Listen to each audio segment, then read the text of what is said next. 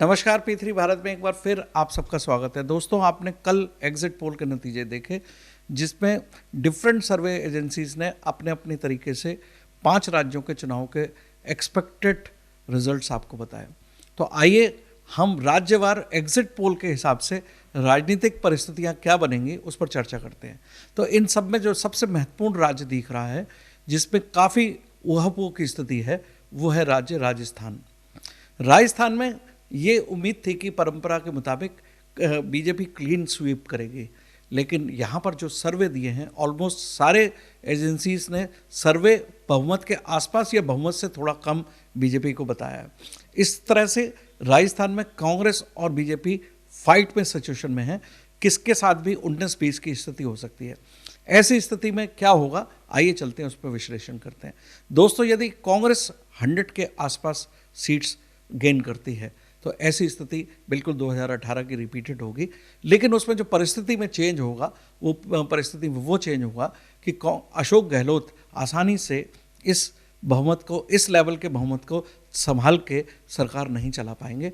हालांकि अशोक गहलोत ने ये साबित किया है कि वो शीर्ष नेतृत्व के बिना अपने बल पर राजस्थान चलाएंगे, तो ये एक प्लस पॉइंट भी है। तो अगर राजनीतिक रूप से देखें तो ये एक चैलेंज है शीर्ष नेतृत्व की तरफ अशोक गहलोत का।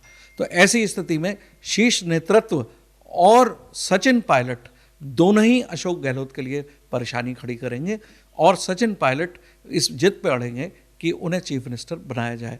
तो ऐसी स्थिति में कांग्रेस जो है अगर 100 के आसपास भी जीतने के बाद भी स्थायी रूप से सरकार नहीं चलाने की स्थिति में होगी 5 साल के लिए, तो ये ऐसी परिस्थितियां 2-3 महीने में बनी रह सकती हैं। उसी तरह से आइए चलते हैं हम बीजेपी के बारे में सोचते हैं।